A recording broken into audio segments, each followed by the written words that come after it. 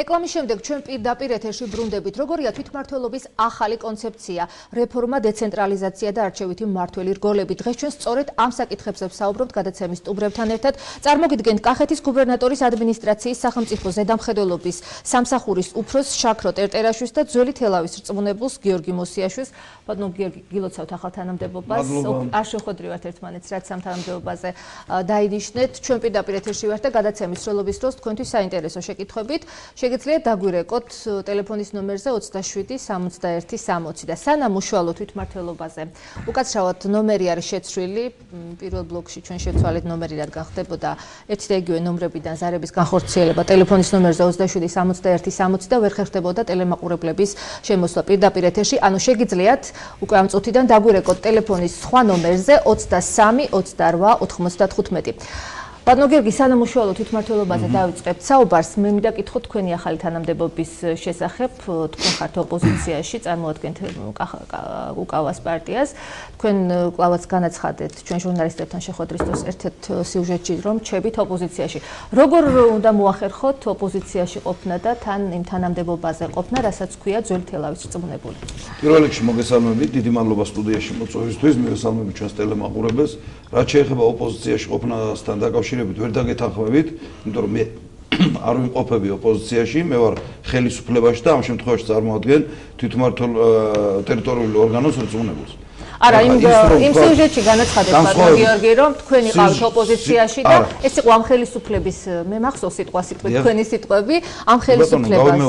დიახ, ამ ხელისუფლების პლუსი ასე ვთქვათ, რომ ოპოზიციონერი დანიშნა თანამდებობას. ამ სიუჟეტში და გადაცემაში მე გავაკეთე კომენტარი, რომ განსხვავებით წინა ხელისუფლებისა, რომ მაგალითად უნდა ყოფილიყავი კონკრეტული პოლიტიკური ორგანიზაციის წევრი, რომ შენ მოგცემოდა საშუალება და შესაძლებლობა იმის, რომ დაგიკავებინა ვთქვათ თანამდებობა, ეს ამ შემთხვევაში არ არის ესე, ვთქვათ და მე არა ვარ, ასე ვთქვათ, კოალიცია ქართული ოცნების წევრი და ვარ ამ თანამდებობაზე. ის რომ ვთქვათ მე პოლიტიკურ პარტიაში რაღაც თანამდებობაზე ვიყავი, ასე ვთქვათ, ამ თანამდებობაზე დღეს მდგომარეობით არა ვარ და არც ვარ, ვთქვათ, ასე ვთქვათ, კოალიცია ქართული ოცნების შემავალი არც ერთი პარტიის წევრი. კარგით, მოდი ვისაუბროთ ჩვენი გადაცემის ძირითად თემაზე, ანუ თვითმმართველობის ახალი კონცეფცია. როგორ ფიქრობთ, თუ ეს კონცეფცია მიიღებს უკვე კანონის სახეს, დამტკიცდება, იქნება ეს წინ გადადგმული ნაბიჯი თუ არა ქვეყნის დემოკრატიული განვითარებისთვის? ბატონო გიორგი, ბატონო შაქრო. კი ბატონო, ძალიან ასე ვთქვათ, ჩვენთვის რეგიონში მაცხოვრებელი ადამიანებისთვის ნამდვილად მტკივნეული თემაა. მტკივნეულია იმდენად, რამდენადაც ჩვენ კარგად ვიცით, რომ ბოლო 9 წლის განმავლობაში წინა ხელისუფლებამ, მხედველობაში მოხდა ნაციონალური მოძრაობის ხელისუფლებამ, ვთქვათ, ვერტიკალში განავითარა, ვთქვათ, ხელისუფლება და ყველაფერი თვითმმართველობა პრაქტიკულად აღარ არსებობდა და ყველაფერი იყო ცენტრალიზებული, ხო? ამაში ხა მაყურებელიც დამეთანხმება და ყველას რომ ეს არ არის კარგი. მაგალითად, წინა ხელისუფლებამ განსაკუთრებით ბოლო წელს დაიწყო საუბარი დეცენტრალიზაციასთან დაკავშირებით და დეცენტრალიზაციის მაგალითად მოიყვანა ის, რომ მაგალითად არ ვიცი, საკანონმდებლო ორგანო პარლამენტი გადაიტანა ქუთაისში, ვთქვათ, იქ რაღაც სხვა სამინისტრო გადაეტანა. ეს დეცენტრალიზაციას ხო, დეცენტრალიზაცია ამას არ მოყვება, ხო? იმიტომ რომ მაშინ არ ვიცი, სოფლის მეურნეობის სამინისტრო გურჯაანში გავხსნა, შინაგან საქმეთა სამინისტრო თელავში გავხსნა და სხვა სამინისტროები სხვადასხვა რეგიონებში და რაიონებში, მუნიციპალიტეტებში, ხო? ეს რეალურად დეცენტრალიზაციას არ მოხდებს. დეცენტრალიზაციას გვაძლევს რა? დეცენტრალიზაციას გვაძლევს რეალური თვითმმართველობა. თვითმმართველობა ისეთი, როდესაც თვითმმართველობა ანგარიშვალდებული არის ხალხთან, მოსახლეობასთან და არა ვთქვათ კონკრეტულ პოლიტიკურ ორგანიზაციასთან. მნიშვნელობა არ აქვს, რომელი პოლიტიკური ორგანიზაცია იქნება ეს. იქნება ნაციონალური მოძრაობა თუ იქნება სხვა. ჩვენ სამწუხაროდ ვიღებდით ყოველთვის იმას, რომ თქვენ იცით, რომ ეხა ეს ყველა ეს უცხო არ არის არავისთვის, რომ გაყალბებები მიდიოდა, ვთქვათ, როგორც თვითმმართველობის არჩევნებზე, ისე საპარლამენტო არჩევნებზე და ასე ვთქვათ, ადამიანები ანგარიშვალდებულები იყვნენ იმ გამყალბებლებთან, ანუ იმ ცენტრალურ აპარატთან, ნაციონალური მოძრაობის და ეუბნებოდნენ, შენ გახდები საკრებულოს წევრი, არ ვიცი, ზოგ საკრებულოს თავმჯდომარე, ფრაქციის თავმჯდომარე და აქედან გამომდინარე იქნები ანგარიშვალდებული ჩემთან. აი ეს სისტემა ჯერ ერთი თვითონ სისტემურად იცვლება, ჩვენ გვექნება ორდონიანი თვითმმართველობა რეგიონებში, რომელიც იქნება მუნიციპალური თვითმმართველობა და იქნება რეგიონალური თვითმმართველობა და სოფლად იქნება, ასე ვთქვათ, საზოგადოებრივი თვითმმართველობა, ხო? აი ეს ყველაფერი იქნება არჩევითი ყველაფერი. იქნება პირდაპირი არჩევითი, მაგალითად სოფელში შემიძლია სოფლის მაგალითზე მოგიყვანოთ, რომ როდესაც მაგალითად აირჩევს სოფელი აირჩევს ასე ვთქვათ იმ თვითმმართველობას, საზოგადოებრივ თვითმმართველობას, რომელიც 2 წლის განმავლობაში უხელმძღვანელობს ამ თვითმმართველობას.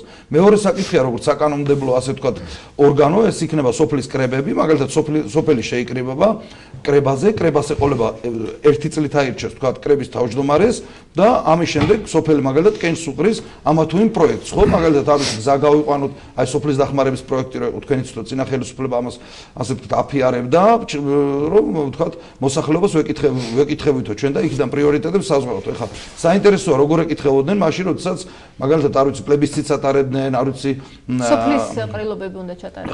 ეხლა ჩატარდება პირობითად კრება ქვია ამას, დაისმევა საკითხი, გამოცხადდება დღე, სოფელი მივა და თქვათ ხმას მისცემს. წყალი გავიყვანოთ თუ არ ვიცი ნაპირსამაგრის სამუშაო ჩავატაროთ. აი ეს არის რეალური დეცენტრალიზაცია.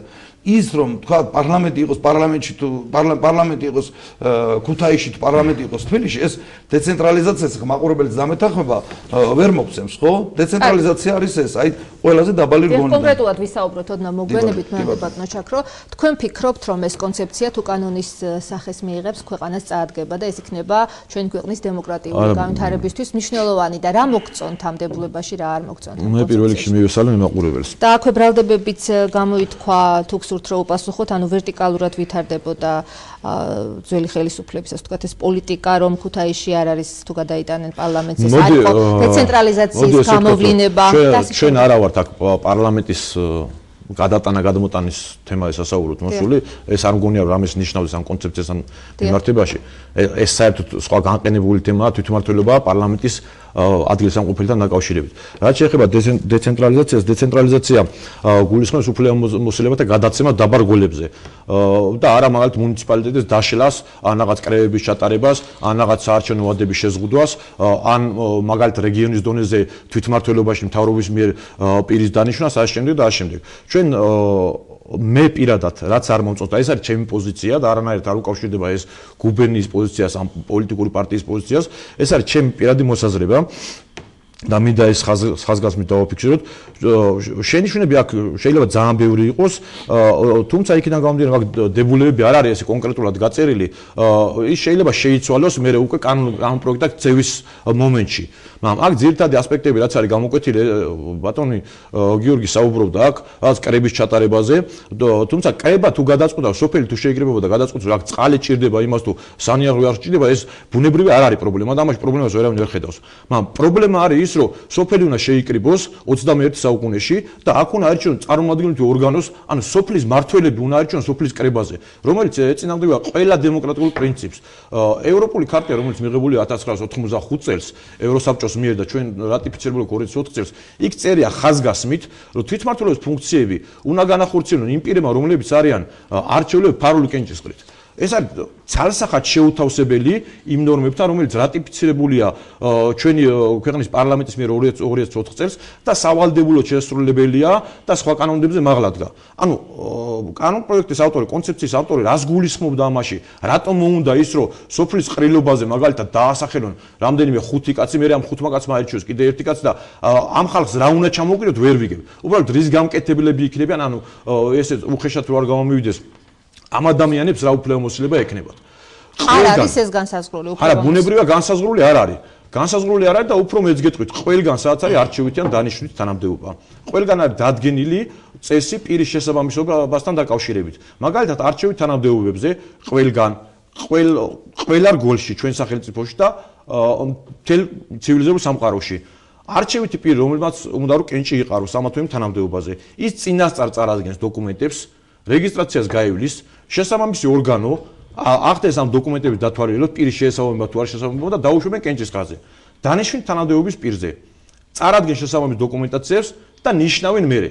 ჩვენთან როგორ მოხდება? ჩვენ აურჩევთ 5 კაცს, მაგალითად შეიკრება ხალხი სოფელში, გამოვიდა, მე ვცხოვრობ სოფელში და ძალიან კარგად ვიცი სოფლის ცხოვრება რას ნიშნავს. მე ფიქრობ, რომ ამ კონცეფციის დამწერი შეიძლება სოფელში ნამყოფი არ არის საერთოდ და არის სოფლის ცხოვრება როგორია და ვერ წარმოუდგენია იქ.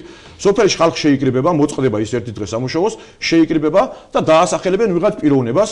აქ ვიღაც ლიდერი იტყვის, რომ ეს ან ჩემი მეზობელი კაი ბიჭია და ამიტომ მინდა რომ იყოს, მე მეორე იტყვის, რომ ეს ჩემი ძმაკაცი კაი ბიჭია და მინდა რომ იყოს და ესე შეერჩევა 5 კაცი და ვсё ავირჩიეთ ეს ხალხი. როგორ ხდება შესაბამისობის დადგენა. თუ დადგინდა მე რომ ეს კაცი არ აყოფილა ის ადამიანი, ვინც შეესაბამება იმ პრინციპებს, რაც დადგენილია საყოველთაო ნორმებით. მე რა იქნება თავიდან მოვიწევთ ყრილობას და გადავირჩევთ ამ კაცს თუ რა მოხდება. ან რა ევალებათ ამათ. ამ ადამიანებს რა უნდა განახორციელონ. ჩვენ საუბრობთ ბატონო გიორგი თქვა რომ ორდონიანი თვითმმართველობა გვექნება მუნიციპალიტეტის თვითმმართველობა და ეს იქნება სამხარეო თვითმმართველობა, თუმცა საზოგადოებრივ თვითმმართველობაზე ვსაუბრობთ. ამ ხალხმა უნდა განახორციელოს თუ არ უნდა განახორციელოს თვითმმართველობის საქმე. თუ უნდა განახორციელოს თვითმმართველობის საქმე, ხო, აგერ გამოგვიშთა კიდე ერთი დონე, რომელიც არის უძირში და ეს ყველა დასახელებაში უნდა შეიქმნას, ხო? ეს რას ნიშნავს? ეს არის კონცეფციაში ჩამოუყალიბება, ანუ ერთი კონცეფციის ერთი ნაწილი აქვს სხვა ადამიანს დაწერილი და მეორე ნაწილი სხვა ადამიანს აქვს დაწერილი თუ რა ხდება ვერ ვიგე. კარგით, ამ შენიშვნაზე მოდით გაგვც ეს პასუხი. დიახავცებად ბატონო გიორგი. რამდენად ობიექტურად მოხდება სოფლებში წარმომადგენლობები? მე მინდა შაქროს პასუხს დაუბრუნდე ამ შეხედულებას უფროსწორად და უთხრა რომ დარწმუნებული ვარ მას ის შეგნებულად არ ახდენს მოსახლეობის ასე ვთქვათ არასწორ ინფორმირებულობას, რადგან პროექტში წერია ესეთი რაღაც. კრება არ ირჩევს თვითმმართველ ორგანოს, კრება ირჩევს კრების თავმჯდომარეს. თვითმმართველობა ირჩევა სოფელში არჩევნების ფარული კენჭის ყრით, რომელიც შეესაბამება ევროპულ ქარტიას და ვთქვათ ვენეციის კომისიის რეკომენდაციას. ეს ხდება ფარული კენჭის ყრით, ჩვეულებრივ როგორც ხდებოდა ვთქვათ თვითმმართველობის არჩევნები, სოფელში ხდება ფარული. სოფელში ხდება 2 წლის ვადით ირჩევა. აქ არის საუბარი. ბოდის დავაზუსტებ. აქ არის რა. მე ვფიქრობ რომ შენ არ შეკავ შეგნებულად მაყურებლის შესწრებაში. მე ვციტირებ კონცეფციიდან ვციტირებ.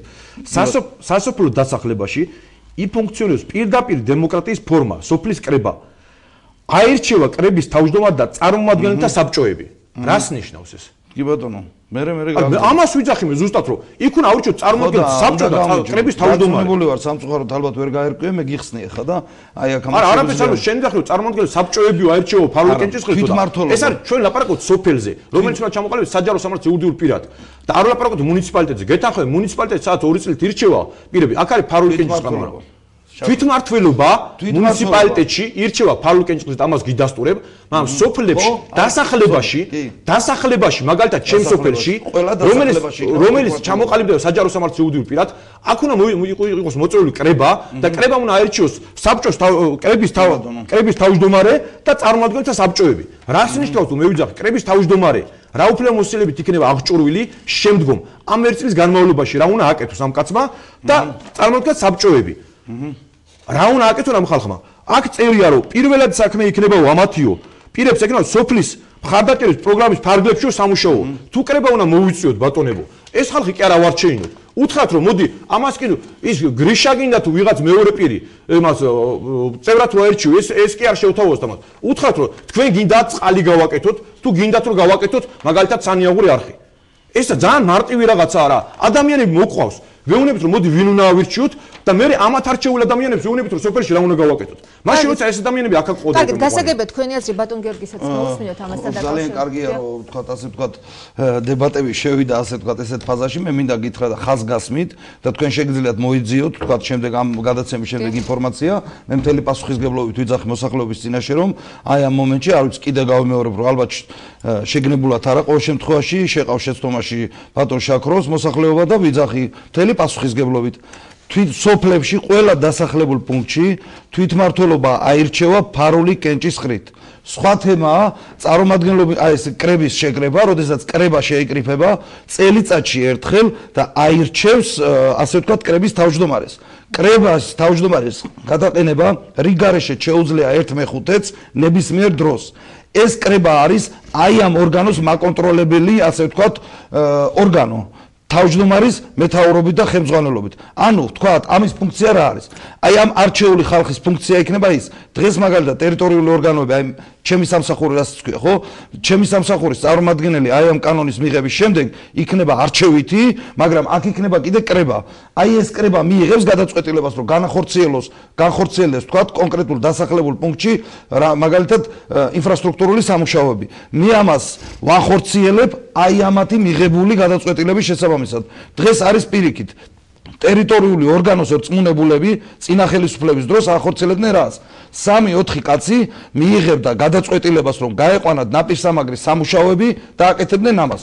სოფელის თქვა გარკვეული მოსახლეობა იძახდა, რომ არა წყალი გვინდა, ვიღაცა იძახდა არა გაზი გვინდა, არა რაღაც სხვა კიდე საჭიროება იძახდა. მე ხა გეუბნები, რომ არჩევითია ეს ორგანო და მეუბნები არა, კარწერია ეს და მეუბნები არა. ეს შეგნებულად ამ დონეებს შეგნებულად არა ორი ერთმანეთში.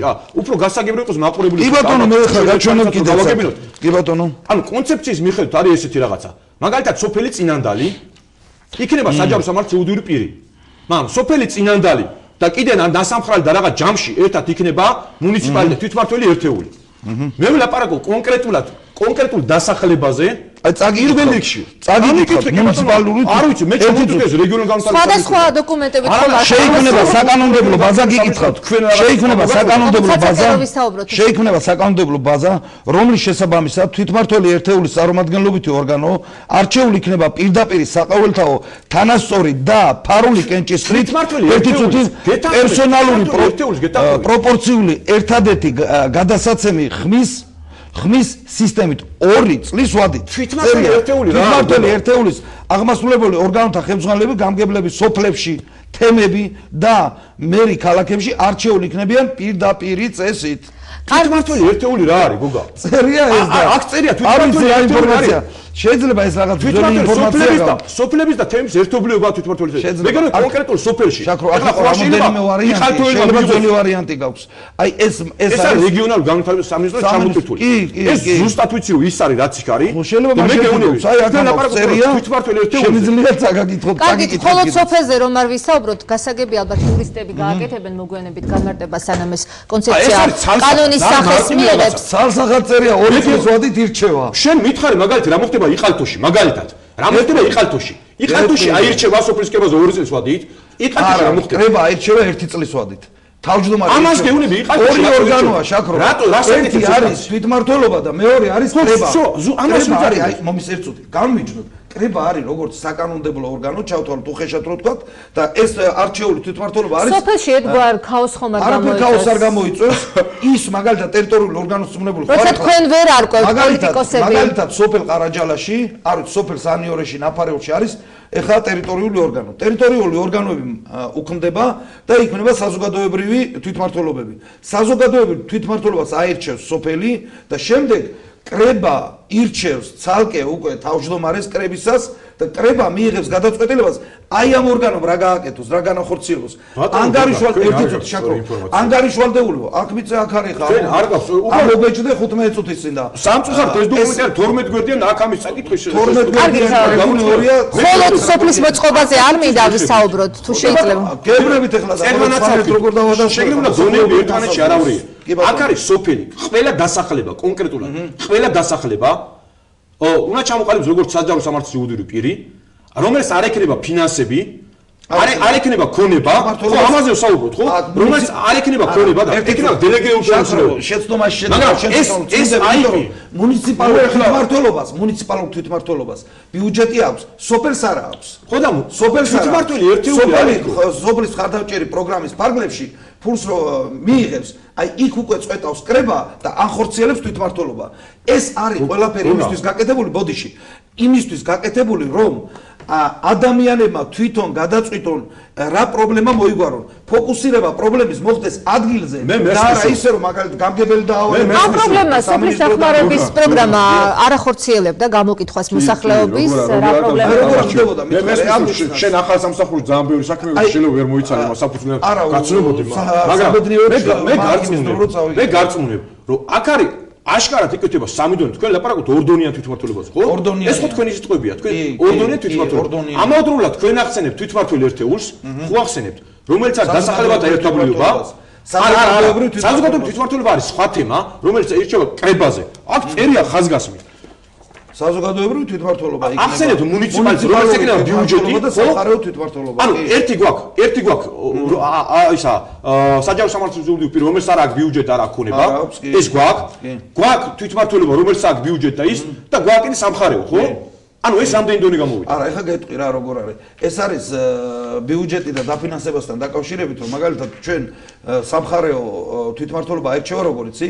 აი ამ მუნიციპალური იქაც მივათმა უბრალოდ დონე რა გამოვიდა. დონეს გეუბნები ეხლა, ამას ბიუჯეტი არ აქვს, მაგრამ 2017 წლამდე რომელიც ითვალისწინებს აი ეს კანონ პროექტი, ანუ ეს ეტაპობრივად განხორციელება, დაიწყება განხორციელება ამ წელსვე 13 წელი, 14 წელი, ჩვენ 14 წელს უკვე მივიღებთ აი ამის შესაბამისად თქვა, ამაში კიდე შევა რა თქმა უნდა ამ სახით ვერ მიიღებთ. ამ კორექტირებების და უკვე დამუშავების შემდეგ, სხვათა შორის, აი ეს ყველაფერი მიდის საჯარო განხილვები, რეგიონული განვითარების და ინფრასტრუქტურის მინისტრის მოადგილე ბატონი თენგი შერგელაშვილი მაგალითად დადის რეგიონებში ჩვენთანაც საჯარო განხილვა მოსახლეობას აცნობს პირველ რიგში ერთ წუთი რა შეკროხ ერთ წუთი პირველ რიგში ეს ყველაფერი თვითმმართველო საკრებულოს წარმომადგენლებს ხვდება და აცნობს იმას, აი ამის შემდეგ დაიწყება საჯარო განხილვა. კარგით, სოფელზე საუბარს მოდით მორჩეთ. მე მინდა სამხარეო მოწყობასთან დაკავშირებით რა შენიშვნები გაქვთ?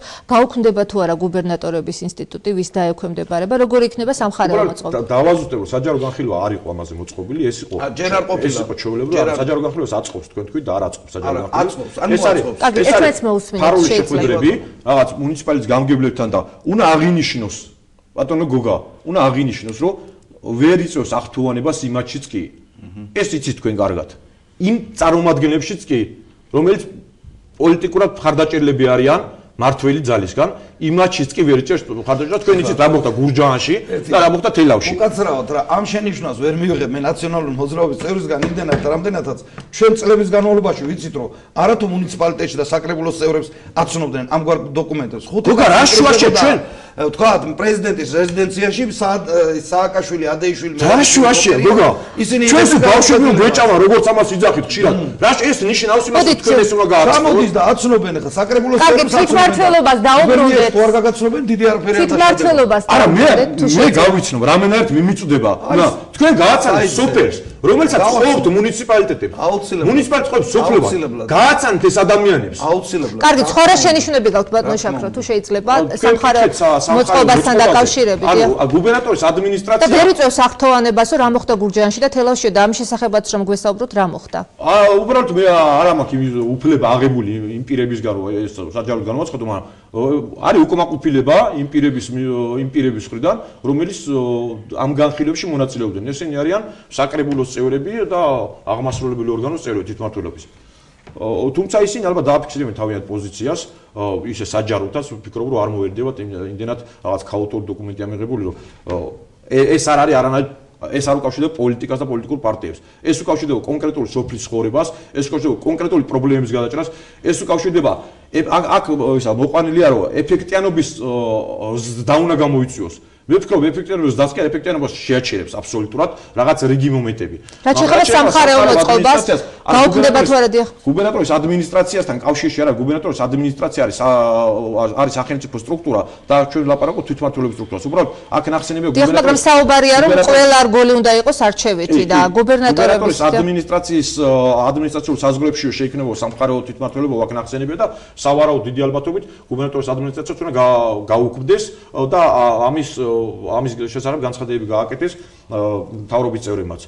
მაგრამ ეს არ არის პრობლემა. პრობლემა არის ის, რომ ჩვენ ლაპარაკობთ თვითმმართველობაზე და უფრო დემოკრატიაზე, თუმცა აქ ჩანაწერია და მე მგონი ამას დამიდასტურებს ბატონი გიორგი. აქ ჩანაწერია, რომ სამხარეო ადმინისტრაციის ხელმძღვანელს ნიშნავს მთავრობა.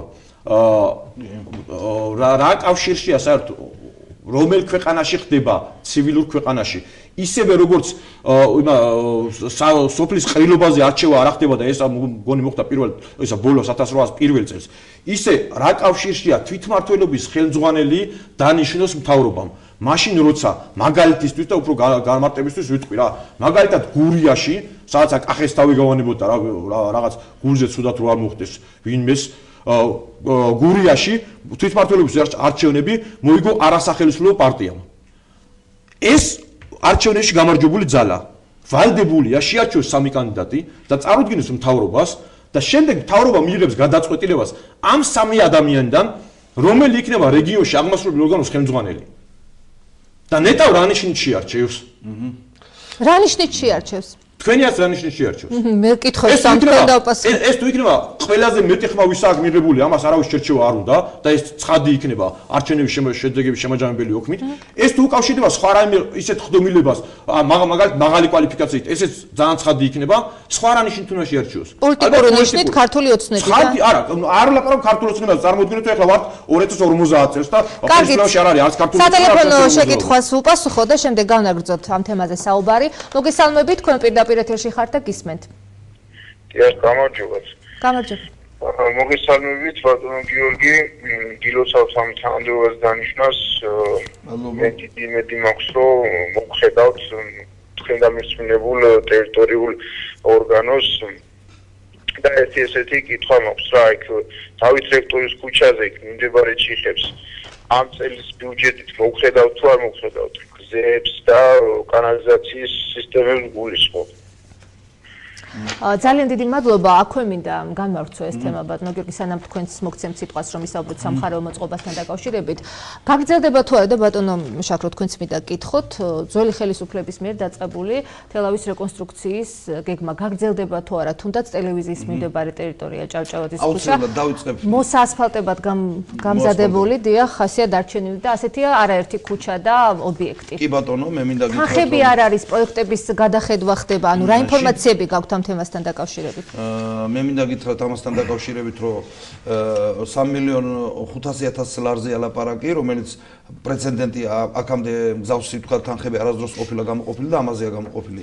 1.200.000 ლარია გამოყოფილი უკვე დამტკიცებული ჭავჭავაძის გამზირზე, რომელიც 100% მოასფალტდება და მინდა გითხრათ, რომ დღეს თუ არ მიმდინარეობს სამუშაოები, ეს არის გამომდინარე იქიდან, რომ განსხვავებით წინა ხელისუფლებიდან, რომელიც თქვენიც რომ გაიგებდნენ, რომ პრეზიდენტი აპირებს თელავში ჩამოსვლას, წვიმა იყო, თოვლი იყო, მაშინას ხავდნენ ასვალს და ნადიკვრის თემა, ეხლა თქვენ გახსოვთ და თქვენმა ტელევიზიამაც გააშუქა ეს თემა. დღეს სხვანაირი მიდგომა, ანუ ჩვენ არა ვართ ორიენტირებული ერთ დღეზე ან ორ დღეზე ან ძალიან ახლო მომავალზე, ჩვენ ვართ გრძელვადიან, ასე ვთქვათ, ორიენტირებული გრძელვადიან პროცესზე, ის რომ გავაკეთოთ ხარისხენად, ამისთვის არის საჭირო მინიმუმ ბუნებრივი მოვლენები, ანუ ბუნებრივი ამინდი იყოს მოკლედ კარგი და ეს დაიწყება აუცილებლად მაისის თვეში, მოასფალტდება დავით რექტორის ქუჩა, მოასფალტდება ჭავჭავაძის გამზირი, კორძაძის ქუჩა, ბურბუთაშვილის ქუჩა და მთელი რაც კი აი ამ ვთქვათ ჩვენ ტერიტორიულ ორგანოში არის ვთქვათ დღემდე მოასფალტებელი გზები ყველგან გაკეთდება. ერთი გამონაკლისით არის მაგალითად თბილისის ქუჩასთან აქვს ესეთი შემთხვევა, სადაც ვთქვათ კანალიზაციის ქვედა მიწისქვეშა კომუნიკაციები ვთქვათ არ არის ასე ვთქვათ მწყობში დაზიანებულია და რეაბილიტაციას საჭიროებს. ჯერ გავაკეთებთ აი ამ მიწისქვეშა კომუნიკაციებს, ხოლო აი ამის შემდეგ რა თქმა უნდა ეს ადგილებიც მოასფალტდება. ეხლა რაც შეეხება სხვა ობიექტებს რაც შეეხება ბატონო შაქრო თუ ხართ საქმის გულში, თეატრთან დაკავშირებით იყო ხმაური პროექტთან დაკავშირებით, ნატიკვართან დაკავშირებით, მე სამწუხაროდ მუზეუმთან დაკავშირებით არის შესაძლებელი რომ ეს პროექტები გადაიხედოს და ან უკვე აშენებული ნაწილი ამ ობიექტების დაინგრეს. თქვენი ცით მე ვფიქრობ და ალბათ თქვენ ზამეთანხმებით და თელავის არ ვიცი მოსახლეობის უდიდეს აბსოლუტური უმრავლესობა ასე ვთქვათ, რომ წინა ხელისუფლებამ დანაშაულებრივი ქმედება ჩაიდინა, როდესაც წმინდა ნინოს სახელობის ასე ვთქვათ მუზეუმი, ეს გალერეა, მე იაშვილის გალერეა, რომელიც ასევე 100 წელზე ზევით იყო, დაანგრია მხოლოდ იმის გამო, რომ არ ვიცი ერთ-ერთმა ნაციონალური მოძრაობის ერთ-ერთმა თქვა რეგიონულმა ლიდერმა განაცხადა ეს ფრაზა, რომ იქ რაღაც იგრძნობოდა რუსული შტრიხები. ხა უკაცრავად ქვეყანაში ხა სადაც არ ვიცი შეიძლება რუსული შტრიხი იგრძნობოდეს არქიტექტურაში, შეიძლება სპარსული შტრიხი იგრძნობოდეს, ამის გულისთვის ესე იგი უნდა ისტორიული კულტურული მემკვიდრეობის ძეგლები გავანადგუროთ. რა თქმა უნდა არ უნდა გავუკეთებინათ, სამწუხაროდ გააკეთეს.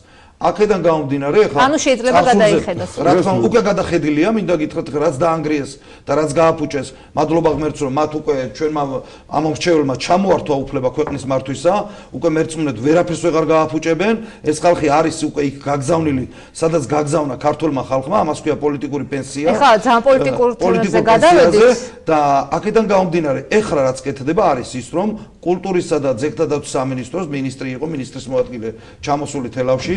შესწავლილია უკვე ასე ვთქვათ მუზეუმის მიმდებარე ტერიტორიაზე, უკვე პროექტი არის გაკეთებული, რომ აშენდება დიდი ასე ვთქვათ მუზეუმი, სადაც განლაგდება როგორც იაშვილის ნახატები, მისი მუზეუმის ის ასევე ეთნოგრაფიული სხვა ნიმუშების გამოფენა მოხდება და ძალიან მინდა გახაროთ და გითხრათ ის, რომ რაღაც ყაჯართა ტომების იქ რაღაც გზავს სალოცავის აშენებას აპირებდნენ, ჯერ საერთოდ არ ვიცი რა შუაში ვარ ყაჯართა ტომებთან. მე მინდა უპასუხოს თქვენს შენიშვნეს ბატონის შაქრო. ერთი წუთი სატელეფონო ზარს უპასუხოთ და შემდეგ იზიარებთ თუ არა ბატონი გიორგის განცხადებებს იმ შესახებ, რომ თქვენ ხართ პოლიტიკურ პენსიაზე გასულები, მოგესალმები და გისმენთ. ეთერში ვარ? დიახ, ეთერში ხართ. აი ახლა ძალიან ბევრი კუჩები დაასახელეს. რომ ასვალდებასა დაკავშირებით. დიახ. ბათუმის კუჩები მაგალითად. პრობლემები იყო, ჯერ კანალიზაცია არ არის, წყალი არ არის, გააკეთეს წყალი, კანალიზაცია თმარა. ძალიან ცუდ დღეში ვარ, მოვაწვიმა ტალახი. მოვა ზიანი ამიგე და პრეში და ნაგავში ვიხვდები. ამ კუჩას დიდი წლებია, მივიწყებული რაიონია, ერთი კუჩით, აი მეცამეტე რაიონი, რასაც ქვია. არა, არჩევი თავობა, მარტო დაპირებები არჩევნებზე. ანუ თქვენ ხომ არ გიშებენ პოლიტიკურ პენსიაზე, მხოლოდ დაპირებებით. პასუხს მე მინდა ძალიან ჩემი ახლონათესავე, ჩემი შვილი ცხოვრობს ამ ქუჩაზე და მინდა გითხრათ, რომ არჩევნების წინ ყოველ სწორეს ბრძანებს ეს ბატონი, ყოველი არჩევნების წინ, არ ვიცი, ჩაიტანდრენ ხოლმე მილებს, მაგალითად, სამსახურს გეტყვით, კურიოზები იყო, ესე იგი, სურათები მაქვს გადაღებული, არჩევნების წინ არის მილები ჩატანილი და არჩევნების მერე მილები აიღეს და გურჯაანში წაიღეს. ახლა რატომ არ ჩაიტანეს ამ არჩევნების შემდეგ? ეხლა მე გეტყვით, ჩვენ ამ არჩევნებამდე არ ვიყავით ხელისუფლებაში, ჩვენ ამ არჩევნების შემდეგ მადლობა ქართველებს და ქართულ ხალხს და ქართულ ამომრჩეველს, რომ ჩვენ მოგცა მანდატი მოქმედების, ასე ვთქვათ, უფლება მოგცა რომ განვახორციელოთ. თქვენ ეგ უნდა მეთქვა. ჩვენ დიახ, სწორედად ჩვენ. უკავას პარტია არ იყო ქართულ ოცნებაში, ბატონო გოგიტა. ოცნებაზე არ არის აქ ლაპარაკი. ოცნებამ გაიმარჯვა, მაგრამ ოცნებამ რომ გაიმარჯვა არ ნიშნავს იმას, რომ თქვათ მე დავმარცხდი, ხო? მე მოველი ხელისუფლებაში. ოცნება არ უყურებს ამას, მე კიდე გეუბნებით. შეიძლება ცოტა ძნელად გასაგებია ეს, მესმის თქვათ, შეიძლება ჩემი ოპონენტი ამას ვერ იგებდეს, მაგრამ ეს არის ჩვეულებრივი დემოკრატიული პრინციპი. როდესაც შეიძლება შენ იყო სხვა პოლიტიკური შეხედულების, მათ შორის შეიძლება რომელიღაც ადამიანი იყოს ნაციონალური მოძრაობის შეხედულების, რომლებიც ნაკლებად არიან, ამ შემთხვევაში აი შაქროზე ვიტყვი, შაქროც შეიძლება აღმოჩნდეს თქვათ ხელისუფლებაში, არ არის გამორიცხული ეს. კარგით, ტელემაყურებელს უნდა უპასუხოთ, თუმცა ძალიან გადაუხვიეთ თემას ჩვენ ტელემაყურებლების ზარებიდან გამომდინარე და თქვენ აუცილებლად უნდა უპასუხოთ ამ ზარის შემდეგ პირდაპირ თქვენ გეძლევათ სიტყვა ბატონო შაქრო, მანამდე ჩვენს ტელემაყურებელს მივესალმები, გისმენთ. მოგესალმებით. ერთი შეკითხვა მაქვს, როდის იძახის მოციაში სწორეს, როდესაც გამგებლად იწევდა ოპოზიციაში ამოიწვის წინ თუ ეხლა არის მართალი? როგორ? ანუ როდის იყო მოსიაშვილი მართალი, როდესაც გამგებელს იწევდა ამ დებატებში თუ ახლა ხართ მართალი? სამწუხაროდ საბედნიეროდ თუ თქვენ საუბრობთ. ძალიან დიდი მადლობა, მე მინდა აი ამ ბატონს მადლობა მოუხადო დარეკა და აქტიურობისთვის და მინდა გითხრათ და არ ვიცი ზოგ შემთხვევაში თქვა ჩვენი მაყურებელი დავამშვიდო და ზოგ შემთხვევაში შეიძლება აი ამ კონკრეტულ შემთხვევაში გავანაცხნო და უთხრა რომ დემოკრატია ითვალისწინებს კრიტიკას. ეს იყო ზუსტად თქვენი მენტალობა ნაციონალური მოძრაობის რომ არ შეიძლებოდა ვინმეს ეკრიტიკებინა ზემდგომი. ჩვენ შემთხვევაში არის სხვანაირად. მე შემიძლია გითხრათ ერთი რამ რომ დღესაც კი მაგალითად ვხდებით გამგეობაში გამგებელი გვიწევს ჩვენ წარეთ ასე ვთქვათ ძალიან ვკამათობთ ასე ვთქვათ და ნებისმიერ გადაწყვეტილებას ვიღებთ როგორ იცი რომ კონკრეტული ადამიანი კი არის იძახის რომ აი ეს უნდა იყოს ეს უნდა არამედ დავის სამწუხაროდ ხან კამათის ფონზე გასაგებია ბატონო შაქრო გისმენთ არ გაგაწყვეტინებთ სიტყვას შეგიძლიათ ყველაფერზე გასცეთ პასუხი აძრის რაღაც ტაძრის მშენებლობა ეთქვა აჯანთა ტიპის ის კი ეს არ გიჯდება თქვენ კარგად ჩვენ რაღაცას გვაბრალებთ ტაძრის მშენებლობას და მე თქვენ იძახით რომ კი უნდა აშენდეს და თან იძახით რომ ჩვენი ფული უნდა აშენდეს ამიტომ არ გინდათ ამ თემაზე მე ვფიქრობ ეს არ არის თემები რომელიც ჩვენ ეხლა უნდა ვისაუბროთ შემდგომში ნებისმიერ დროს მე მზათა ვარ ის რა ის ვარ შემიძლია პასუხი დავუბრუნო ნებისმიერ დროს ნებისმიერ ეთერში დავждეთ და ვისაუბროთ. უბრალოდ თემას ნუ გადავიტანთ იქით, თორე სასაუბრო ჩვენც გვაქვს რაღაცა. ის რომ ვიღაცა წვიმაში შეგნებულად აგებდა ასფალტს. იმას ჯობია მოსახლისთვის ჯობია რომ ასფალტი დააგო. და მეორე წელს ვიდრე აქ ჩიხებში ატაროთ თელავის შემოსვლაში, იმ ქუჩაზე რომ დადივით ბატონო გიორგი, ამ ქუჩაზე გამოვიარეთ ახლა იმაში ნების დილის საათებში რა ხდება. მე დავდივარ ახმეტიდან, მიწევს იქიდან შემოსვლა და იქ არის საშინელება. მინდა გითხრათ, როცა მშენებლობის ნებართვა გაეცით, ჯერ იქნებ დაგეზუსტებონა შემოსვლელი გზები, რომ მინიმუმ უზრუნველყოფილიყო ნორმალური ფუნქციონირება ერთი გზის მაინც. და მე ისა დალოდებოდით მაშინ წვიმიან ამინდების გადასვლას და მე გაგეცათ მშენებლობის ნებართვა. ეს არის პირდაპირ თქვენი გამგეობის უფლებამოსილება, რომ დაადგინოთ ვადები. იქ როცა არ აქვს ქალაქში შემოსასვლელი, არ უნდა ჩახლართოთ კიდე იქ რაღაც შემოსასვლელი გზები. პრინციპულად ეს და რო არ გეთანხმები, არ გეთანხმები იმაში, არ მეთანხმები, არ მეთანხმები, რატო გაცემდით? ჩვენ მუნიციპალიტეტში გადასვლით, თქვა დაიწყო შენება. ბიზნესი აშუაშია, ბატონო. კერძო პირი აშენებს რაღაც. გაიცით ჩვენებლობის ეს არის ძალიან კარგი. როდესაც ბიზნესი ვითარდება ქვეყანაში, ეს არის ძალიან კარგი. გაიცით ჩვენ იყო რომ თქვენ კონტროლირებადი ადამიანი თუ ბიზნეს არ აკეთებს, იყო ცუდი. გოგა აშუაში არის პირიქით. გაიცით ჩვენებლობის ვეპარდო თქვენ. დავიცით. მაშინ როცა შემოსვლელი არ არის დელავში, ფაქტობრივად ქალაქში შემოსვლელი არ არის. მაისში აშენებს ივნისში აშენებს თუ სექტემბერში აშენებს. ამას პრობლემაა, ხო? არ არის. ამას პრობლემა არის. სააკაშვილის მიდგომა, როდესაც იძახდა, აშენები რომ მოვა, მაშინ უნდა ავაშენოთ. აი, თქვენი საქმეა ზუსტად კანონმდებლობა ეთქვა, ვადები თქვენ უნდა დაადგინოთ. ზუსტადაც თქვენი საქმეა. ვადების დადგენილია. ხო და მშენებლობას დაწყებულია. კეთილი უნდა გეუბათ, აღშენებლობას დაწყებულია მთელ კარგი, ტელემაყურებელს უნდა უპასუხოთ. ხიდებიც აშენდება და ტელემაყურებელს უნდა უპასუხოთ, ბატონო გიორგი, თუ შეიძლება. კი ბატონო. ტელემაყურებელს უნდა უპასუხოთ და შემდეგ ორ-ორი წუთი გაქვთ იმისთვის, ჩვენი გადაცემა სამწუხაროდ სრულდება, რომ ჩამოაყალიბოთ რა მოგწონთ და რა არ მოგწონთ კონკრეტულად რა შენიშნებით. და თუ შეიძლება ერთმანეთს რომ ხელიც არ შეუშალოთ და ვისაუბროთ თვითმმართველობაზე.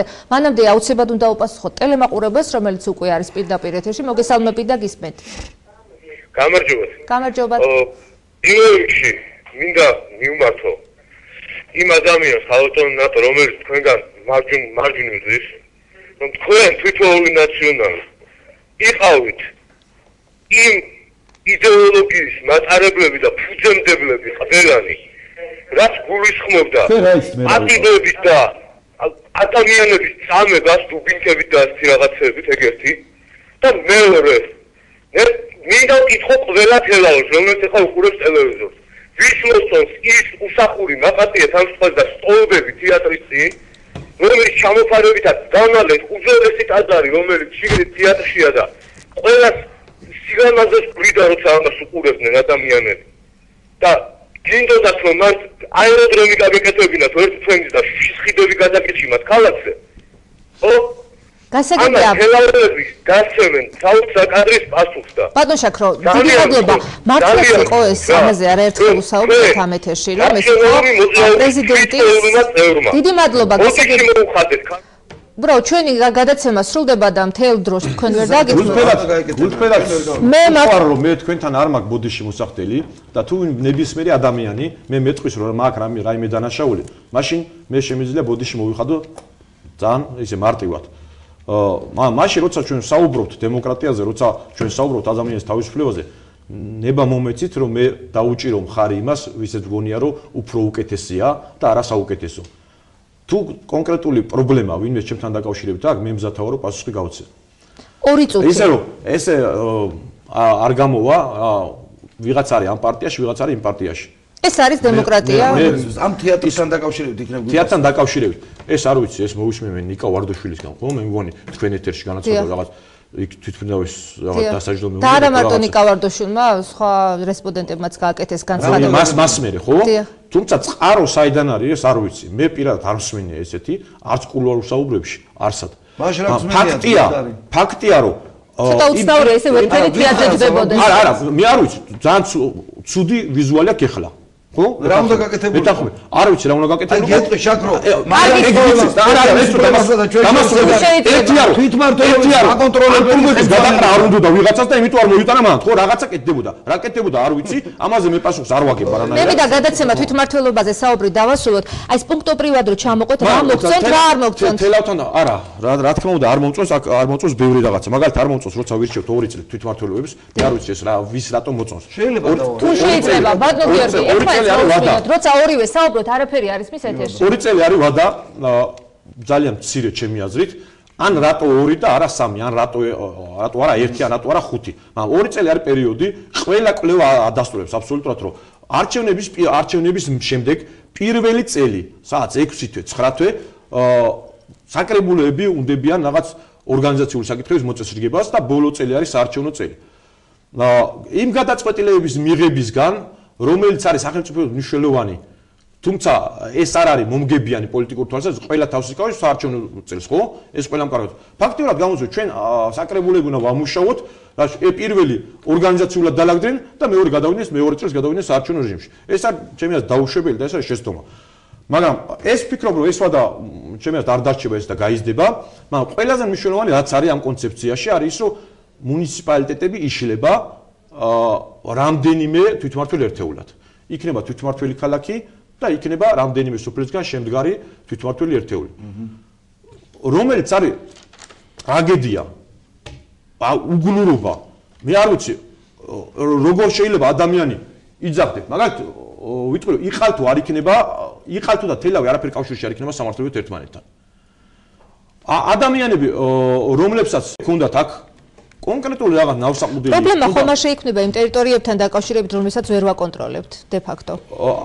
ეს კიდე სხვა პრობლემაა, ჩვენთან კონსტიტუციაში წერია რომ რაღაც ტერიტორიული მოწყობა უნდა მოხდეს იმის მერე, ეს კონსტიტუციური პრობლემაა კიდე ამ სამართლებრივი გამოსავალი აქ მაინც არსებობს.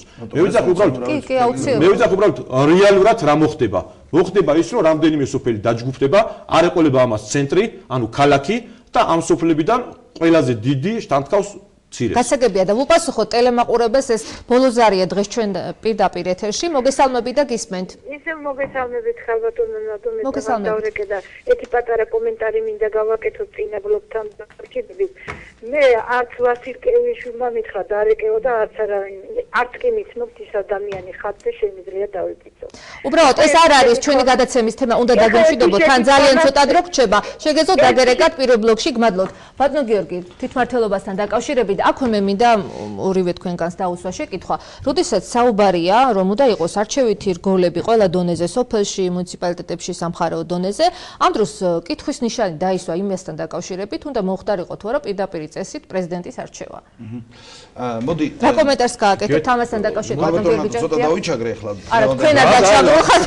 უმაცინეთ ბატონო გიორგი, თუ თქვენ საუბრობთ. რეგიონის თვითმმართველობაზე ქონდა და მე ვერ გავაკეთე ჩემი შეფასება და მოდი ახლა ჯერ ბოლოდან დავიწყებ, რაც თქვა მაგალითად რომ ის რომ თქვათ 2 წლით ეს შეიძლება არ იყოს თლად კარგი თქვათ ქვეყნისთვის და რაღაც საარჩევნო რეჟიმი და რაღაცა შეიძლება მეც გავიზიარო ეს პოზიცია და მინდა გითხრათ რომ აქ არაფერი ცუდი არ არის რომ აი ესე ვსჯელოთ მინდა გითხრა მე შაქროსთან ერთად კომუნიკაციის პრობლემა არ მაქვს და ამ საკითხებზე ჩვენ სხვაგანაც გვიმსჯელია შეიძლება იყოს რომ თქვათ ნამდვილად ვიმსჯელოთ სწორედ მაგიტომაც არის მიღებული კანონი პროექტი, რომ ჩვენ ესე ამებზე ვიმსჯელოთ, სწორედ ამიტომ დევს აი ამ სამინისტროს რეგიონული განვითარების და ინფრასტრუქტურის სამინისტროს ვებგვერდზე, რომ ჩვენ თვითონმა დაინტერესებულმა ადამიანმა წავიკითხოთ ჩვენი პოზიცია დავაფიქსიროთ და ამაზე ვიმსჯელოთ. მინდა დაუბრუნდე მაგალითად იმას, რეგიონულ თვითმმართველობას, ხო? რეგიონულ თვითმმართველობაში არის ესე, რომ მაგალითად არჩეული გურიის მაგალითი მოიყვანა და კი ბატონო, გურიისაც მოიყვანოთ და კახეთისაც. მაგალითად აირჩა საკანონმდებლო ორგანო, ასე ვთქვათ, უხეშად რომ ვთქვათ, მეორე რგოლი თვითმმართველობის რეგიონული, აქ არის უმრავლესობით მოვიდა, არ ვიცი, ღმერთმა არაქნას, მაგრამ ნაციონალური მოძრაობა სიტყვაზე, ნაციონალური მოძრაობა წარადგენს სამ პიროვნებას, ამ სამი პიროვნება, ანუ ეს წარადგენს, იქ კი არ ეუნება მთავრობა, რომ შენ აი ამას წარადგენ და ამას, თვითონ ეს წარადგენს და აი ამ სამი პიროვნებიდან აირჩევა. მე ვფიქრობ და ვთვლი, რომ ეს არ არის საკმარისი დემოკრატიისთვის, ვეთანხმები ერთნიშნულოვნად, მაგრამ მიხარია რომ ერთ რამეზე მაინც შეჯახდით. მაგრამ ეს არის გადადგმული ნაბიჯი დემოკრატიულობისკენ. როდესაც ჩვენ ვიძახით რომ თელავი გახდება თვითმმართველი ქალაქი. ეს არ ვიცი ცუდია? მაგალითად რომ გამგებელი იქნება პრეზიდენტი უნდა იყოს არჩეული. პირდაპირ ცუდია. ერთი ცუდი. ბატონო გიორგი, ცუდია. პირდაპირ არჩევით რო იქნება ცუდია, ხო პირდაპირ არჩევით რო იქნება. ქალაქი თელავი თუ გახდება თვითმმართველი ერთეული ცუდია. რატომ არ უნდა იყოს? მე ერთი წუთი, არ ვიცი ეს სადაა. რატომ არის ცუდი ბატონო? იმიტომ რომ თქვენ დაკარგავთ ძალიან შემოსავალს. ჩემი პოზიცია ვთქვა. მაგალითად იძახის რომ პირდაპირ არჩევა იქნება ცუდი. მე ვფიქრობ, არ ვიცი ჩემი პოზიცია სწორი თუ არ ვიცი მოსაწონი თუ შაქროს პოზიცია. მოსახლეობის შეფასებას ჩვენ გადაცემის ბოლოს მოვისმენთ არჩევნებთან დაკავშირებით. როდესაც ქალაქში ირჩევს მოსახლეობა გამგებელს, ის ხომ მეტად არის ანგარიშვალდებული მოსახლეობასთან, ვიდრე ის რომ კიდე მაგას ვიძახი. მე არ მეთქვა პირდაპირ არჩევა ცუდია. მე ვთქვი რომ არჩევა სოფლის ბირჟაზე არის ცუდი რაღაცა. კეთილიანება და დამაცადეთ თქვენი ხელისუფლების მიერ, თქვენი პარლამენტის მიერ, თქვენი დეპუტატების მიერ იყო კანონი მიღებული, რომ მაგალითად თვითმმართველობები სოფლებში გაეოქმებინათ და ერთი თვითმმართველობა მუნიციპალიტეტში შეექმნა, რომელსაც მე ვთვლი და მოსახლეობის უდიდესი ნაწილი რო იყოს სწორი. მე გეტყვით არასამართლიანია, როდესაც 200 ამომრჩეველი ყავს სოფელს და ეს სოფელია მაგალითად თეთრიწყლები და 20,000-ზე მეტი ამომრჩეველი ყავს თელავს, რომელიც არის 100-ჯერ მეტი. ამას და ერთი დეპუტატი ყავს თეთრიწყლებს, ერთი დეპუტატი ყავს თელავს. სწორი აგეკითხე. კარგი, ბოდიში რა ამაზე რომ ვასწავლო. რამე რომ გააუქმო ბატონო გიორგი, ჯერ უნდა გქონდეს. თქვენ რას იძახით? 2006 წლამდე არსებული თვითმმართველობა იყო? არ იყო. აბა რა გავაუყო? არ იყო სრულყოფილი, მაგრამ გაცილებით მეტად დემოკრატიული იყო. ჩვენ თვითმმართველობა და მართლობა, სადაც პრეზიდენტი ნიშნავდა გამგებელს, სადაც ადგილობრივ თვითმმართველობა, სადაც სოფელში არჩეოდა რამდენიმე კაცი, არ ქონდა თავიანთი ქონება, არ ქონდა თავიანთი ფინანსები, არ ქონდა კი რა თქმა უნდა მუნიციპალიტეტს აქვს საჯარო სამართლის ჯურდუპის მუნიციპალიტეტს აქვს ყველაფერი და ეს გახდა მხოლოდ მას კარგი პრეზიდენტი უნდა იყოს თუ არა არჩევითი პირდაპირ წესით სატელეფონო ზარის შემდეგ ძალიან მოკლედ მიპასუხოთ და შემდეგ უნდა დავასრულოთ გადაცემა მივესალმები ტელემაყურებელს გთხოვდასო შეკითხვა ალო დიახ გისმენთ გამარჯობათ კალბატონ ნატო ბატონო შაქრო ბატონო გიორგი მე მინდა ბატონ შაქროს დაუსვა ესეთი შეკითხვა რატომ ქართულ ხალხმა აქცია ზურგი ნაციონალურ მოძრაობას. აი პასუხი მაინტერესებს ძალიან.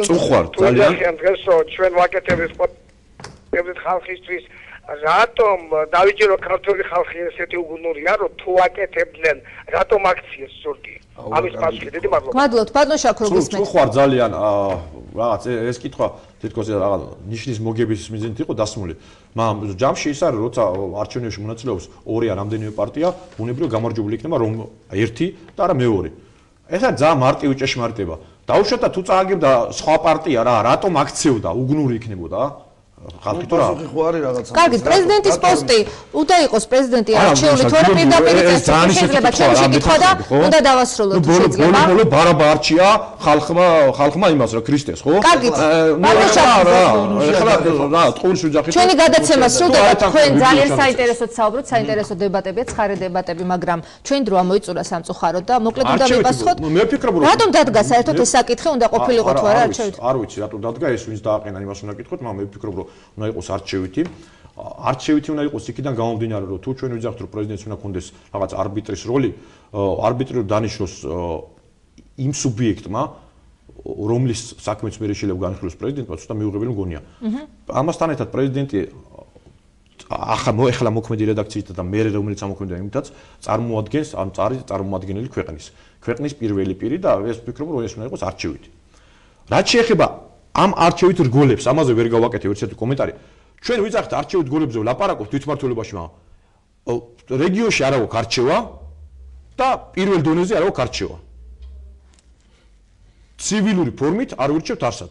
შუა დონეზე თვითმმართველობაში მუნიციპალიტეტში, რომელიც რამდენიმე სოფლისგან შეიქმნება, აქ კი ბატონო გეთანხმებით. კარგი, ბატონო გიორგი, დავასრულოთ გადაცემა. რა შეიძლება, რა თქმა უნდა, ეს არის საკამათო თემა, ასე ვთქვათ და აი ამ კამათში უნდა წარმოვიშვას ის ჭეშმარიტება, რაც უნდა წარმოვიშვას და მე გეტყვით, რომ არის ასთა სხვადასხვაობა, მაგრამ ერთს კი ვიტყვი, წმინდა საპარლამენტო რესპუბლიკაში, აი ამ მოდელში, წმინდა საპარლამენტო მოდელში, პრეზიდენტი არ არის პირდაპირ არჩევით.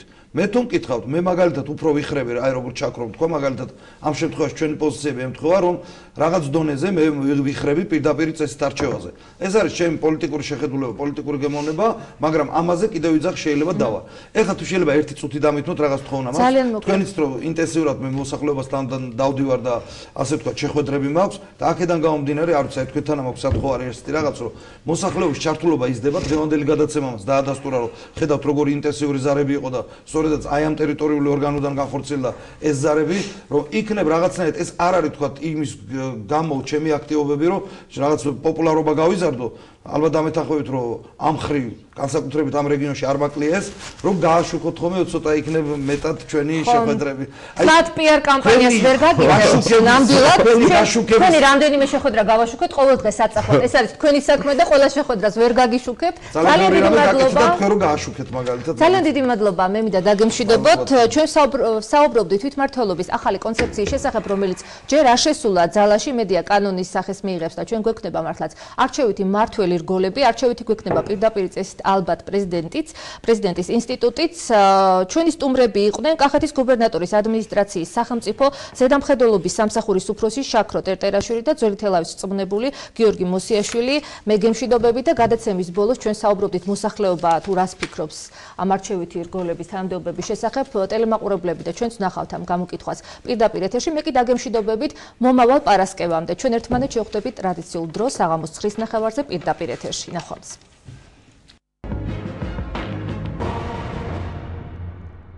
მე მინდა რომ ხალხი ირჩევდეს.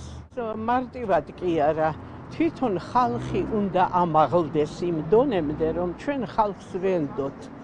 ხალხს უნდა მივხედოთ და მე ეს საქმე მივანდოთ ხალხს. უნდა ალბათ ხალხი უნდა ირჩევდეს, მაგრამ უნდა იცნობდეს. რაღაც საქმიანობით უნდა იცნობდეს. თუ არ იცნობთ, რა საერთოდ ის მაქნისია, რა საკეთებდა მანამდეა რაღაცა, იმას ნებისმიერი ვერ აირჩევს. მე რა ვიცი, ვინ კარგია, ვის რა დონე აქვს განათლებისა და ან თუნდაც საქმისადმი მიდგომისა. ხო მართალია რა, მე შეიძლება მიკერძოება გავაკეთო და იმათ უფრო მეტად იციან. მე ესე ვფიქრობ. ხალხს ვინ უსმენს? უსმენენ? არა. მე მგონი ყველა თავის ამბიციას უსმენს. ანგარების მიხედვით ამბიცია. ხალხი უნდა იჩერდეს თუ ეგრეა. ხალხისთვის უნდა იმუშაონ იმათა და ხალხზე უნდა იზრუნონ. ხალხი უფრო რეალური იქნება. ხალხი უნდა ეცე. რატომ? რა ვიცი, ხალხი უფრო სამართლიანად აირჩევს. რომ პატარა 15 კაცი რო ირჩევს, იქ უკვე პოიცი არ არის პატარა. და ეს ხალხი რო აირჩევს, უკვე მოთხოვნადიც იქნება იმის გამო, რომ ხალხის მიერ არჩეული რო იქნება, უკვე თუ რამე პრობლემაა რაღაცა ხალხი თამამად წაუყენებს ამ პრობლემას, ამ პიროვნებას. ასე რომ ხალხის არჩეული იცის მაინც ეს ადამიანი რა არის, რას წარმოადგენს და შეიძლება ხელისუფლებამ დანიშნოს და არც იცოდეს წესიურად შეგენებულად ის როგორი ადამიანია, რა წარსული აქვს, ასე ვთქვათ, რა და ის ხალხის არჩეული კიდე ხალხმა იცის რომ რაც არის და რაც იქნება მომავალში. ხალხი ალბათ და ნაწილობრივ ხელისუფლებაც. იმიტომ რომ მთლიანად ხო ვერ ამოიცნობს პიროვნებას. უფრო ნელ-ნელა განვითარდება ყველა.